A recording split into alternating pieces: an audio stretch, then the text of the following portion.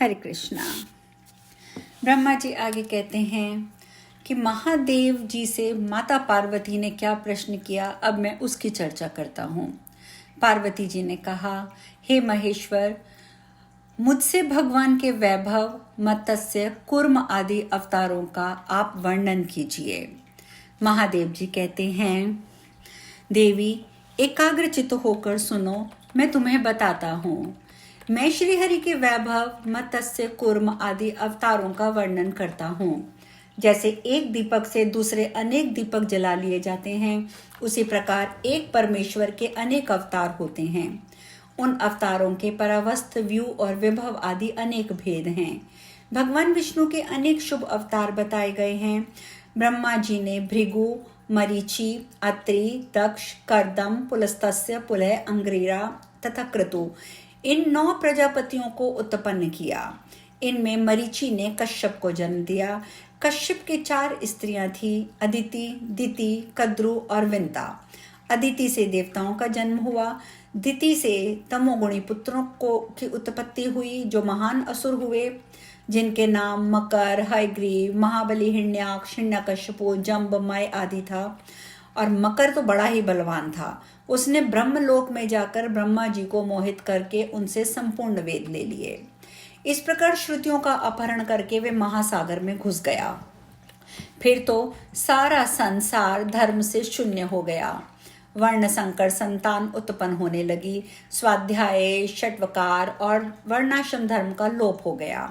तब ब्रह्मा जी ने संपूर्ण देवताओं के साथ क्षीर सागर पर भगवान की शरण में जाकर मकर दैत्य के द्वारा अपहरण किए हुए वेदों का उद्धार करने से उनका स्तवन किया। श्री महादेव जी कहते हैं, हे पार्वती, ब्रह्मा जी के इस प्रकार प्रार्थना करने पर संपूर्ण इंद्रियों के स्वामी परमेश्वर श्री विष्णु मत्स्य रूप धारण करके महासागर में प्रविष्ट हुए। उन्होंने उस अत्यंत भयंकर मकर नामक दैत्य को थुथुन के अग्रभाग से विदीर्ण करके मार दिया और अंग उपंगों सहित संपूर्ण वेदों को लाकर ब्रह्मा जी को समर्पित कर दिया। इस प्रकार उन्होंने मत्स्य अवतार के द्वारा संपूर्ण देवताओं की रक्षा की। वेदों को लाकर श्रीहरि के तीनों लोकों का भय दूर किया, धर्म की प्राप्ति कराई और देवताओं और सिद्धों के मुख से अपनी स्तुति सुनते हुए वे वहां से अंतर्ध्यान हो गए। प्रिय, अब मैं तुम्हें विष्णु जी के कूर्म अवतार संबंधी विश्व वंदनित वैभव का वर्णन करूंगा। महर्षि अत्रि के पुत्र दुर्वासा बड़े ही तेजस्वी मुनि हुए। वे महान तपस्वी, अत्यंत क्रोधी, संपूर्ण लोगों को क्षोभ में डालने वाले हैं।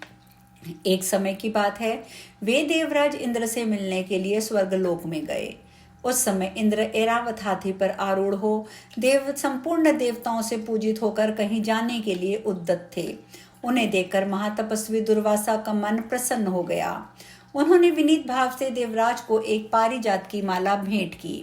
देवराज ने उसे लेकर हाथी के मस्तक पर डाल दिया और स्वयं नंदनवन की ओर चले गए। हाथी मद से उन्मत्त हो रहा था। उसने सूंड से उस माला को उतार दिया और मसलते हुए तोड़कर जमीन पर फेंक दिया। इससे दुर्वासा जी को बड़ा क्रोध हो आया और उन्होंने श्राप देते हुए कहा, देवराज, तुम त्रिभुवन की राजलक्ष्मी से संपन्न होने के कारण मेरा अपमान करते हो, इसलिए तीनों लोगों की लक्ष्मी नष्ट हो जाएगी, इसमें तनिक भी संदेह नहीं है। दुर्वासा के इस प्रकार शाप देने पर इंद्र पुनः अपने नगर को लौट गए। तत्पश्चात जगत माता लक्ष्मी अंतर्ध्यान हो गईं। ब्रह्मा आदि देवता, गंधर्व, यक्ष, किन्नर, दैत्य, दानव, नाग, मनुष्य, राक्षस, पशु पक्षी, कीट आदि जगत के समस्त चराचर प्राणी दरिद्रता के मारे दुख भोगने लगे। सब लोगों ने भूख प्यास से पीड़ित होकर ब्रह्मा जी के पास जाकर कहा, भगवान, तीनों लोग भूख प्यास से पीड़ित हैं। आप सब लोगों के स्वामी और रक्षक हैं, अतः हम आपकी शरण में आए हैं। देवेश, आप हमारी रक्षा करें। ब्रह्मा जी बोले, देवता, दैत्य, गंधर्व और मनुष्य आदि प्राणियों, सुनो। इंद्र के अनाचार से ये सारा संकट उपस्थित हुआ है। उन्होंने अपने वर्ताव से महात्मा दुर्वासा को कुपित कर दिया है। उन्हीं के क्रोध से आज तीनों लोगों का नाश हो रहा है। जिनकी कृपा कटाक्ष से सब लोग सुखी होते हैं, वे जगत माता महालक्ष्मी अंतर्ध्यान हो गई हैं। जब तक वे अपनी कृपा दृष्टि से नहीं देखेंगी तब तक सब लोग दुखी ही रहेंगे। इसीलिए हम सब लोग चलकर क्षीर सागर में विराजमान सनातन देव भगवान नारायण की आराधना करेंगे। उनके प्रसन्न होने पर संपूर्ण जगत का कल्याण होगा। ऐसा निश्चय करके ब्रह्मा जी संपूर्ण देवताओं और भृगु आदि महर्षियों के साथ क्षीर सागर पर गए और विधि पूर्वक पुरुष सूक्त के द्वारा उनकी आराधना करने लगे। उन्होंने अनन्य चित्त होकर अष्टाक्षर मंत्र का जप किया और पुरुष सूक्त का पाठ करके परमेश्वर का ध्यान करते हुए उनके लिए हवन किया और दिव्य स्त्रोतों से स्तवन और विधिवत नमस्कार किया। इससे प्रसन्न होकर भगवान ने सब देवताओं को दर्शन दिया और कृपा पूर्वक कहा, देवगण, मैं वर देना चाहता हूँ, तुम लोग इच्छा अनुसार वर मांगो। यह सुनकर ब्रह्मा आदि संपूर्ण देवता हाथ जोड़कर बोले, भगवान, दुर्वासा मुनि के शाप से तीनों लोग संपत्तिहीन हो गए हैं। पुरुषोत्तम, इसीलिए हम आपकी शरण में आए हैं। श्री भगवान बोले, देवताओं, अत्रि कुमार दुर्वासा मुनि के शाप से भगवती लक्ष्मी अंतर्ध्यान हो गई हैं। अतः तुम लोग मंदराचल पर्वत को उखाड़कर क्षीर समुद्र में रखो और उसे मथानी बनाकर नागराज वासुकी की रस्सी की जगह उसमें लपेट लो। फिर दैत्य, गंधर्व, दानवों के साथ मिलकर समुद्र का मंथन करो। तत्पश्चात जगत की रक्षा के लिए लक्ष्मी प्रकट होंगी। उनकी कृपा दृष्टि पड़ते ही तुम लोग महान सौभाग्यशाली हो जाओगे, इसमें तनिक भी संदेह नहीं है। मैं ही कूर्म रूप से मंदराचल को अपनी पीठ पर धारण करूंगा तथा मैं ही संपूर्ण देवताओं में प्रवेश करके अपनी शक्ति से उन्हें बलिष्ठ बनाऊंगा। भगवान के ऐसा कहने पर ब्रह्मा आदि संपूर्ण देवता उन्हें साधुवाद देने लगे। उनकी स्तुति सुनते हुए भगवान अच्युत वहां से अंतर्ध्यान हो गए। तदंतर संपूर्ण देवता और महाबली दानव आदि ने मंदराचल पर्वत को उखाड़कर क्षीर सागर में डाला। इसी समय अमित पराक्रमी भूत भावन भगवान नारायण ने कछुए के रूप में प्रकट होकर उस पर्वत को अपनी पीठ पर धारण किया तथा एक हाथ से उन सर्वव्यापी अविनाशी प्रभु ने उसके शिखर को भी पकड़ रखा था।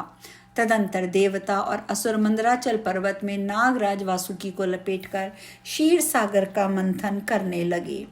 जिस समय महाबली देवता लक्ष्मी जी को प्रकट करने के लिए क्षीर सागर को मथने लगे, उस समय संपूर्ण ऋषि उपवास करके मन और इंद्रियों के संयम पूर्वक श्री सूक्त और विष्णु सहस्त्र नाम का पाठ करने लगे। शुद्ध एकादशी तिथि को समुद्र का मंथन आरंभ हुआ। उस समय लक्ष्मी जी के प्रादुर्भाव की अभिलाषा रखते हुए श्रेष्ठ ब्राह्मणों और मुनिवरों ने भगवान लक्ष्मी नारायण का ध्यान और पूजन किया। उस मुहूर्त में सबसे पहले कालकूट नामक महाभयंकर विष प्रकट हुआ, जो बहुत बड़े पिंड के रूप में था। उस प्रलयकालीन अग्नि के समान अत्यंत भयंकर जान पड़ता था। उसे देखते ही संपूर्ण देवता और दानव भय से व्याकुल होकर भाग चले। उन्हें भय से पीड़ित देखकर, भागते हुए देखकर मैंने उन सबको रोककर कहा, देवताओं, इस विष से भय ना करो। ये कालकूट नामक महान विष को मैं भी अपना आहार बना लूंगा। मेरी बात सुनकर इंद्र आदि संपूर्ण देवता मेरे चरणों में पड़ गए और साधु साधु कहकर मेरी स्तुति करने लगे।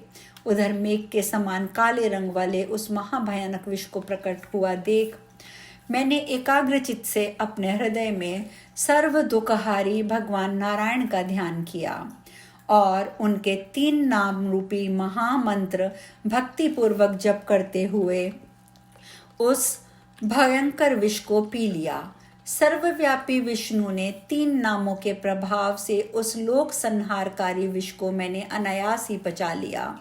अच्युत, अनंत और गोविंद ये ही श्रीहरि के 3 नाम हैं, जो एकाग्रचित होकर इनके आदि में प्रणव और अंत में नमः जोड़कर अर्थात ओम अच्युताय नमः, ओम अनंताय नमः, ओम गोविंदाय नमः इस रूप में भक्ति पूर्वक जाप करता है, उसे विष, रोग, अग्नि से होने वाली मृत्यु का भय नहीं होता। उसे काल और मृत्यु का भी भय नहीं होता, फिर दूसरों से भय होने की तो बात ही क्या है। इस प्रकार मैंने तीनों नाम के ही प्रभाव से विष का पान किया था। आज हम कथा में यही विश्राम लेंगे। तत्पश्चात समुद्र मंथन में क्या हुआ ये चर्चा हम कल करेंगे। हरे कृष्णा।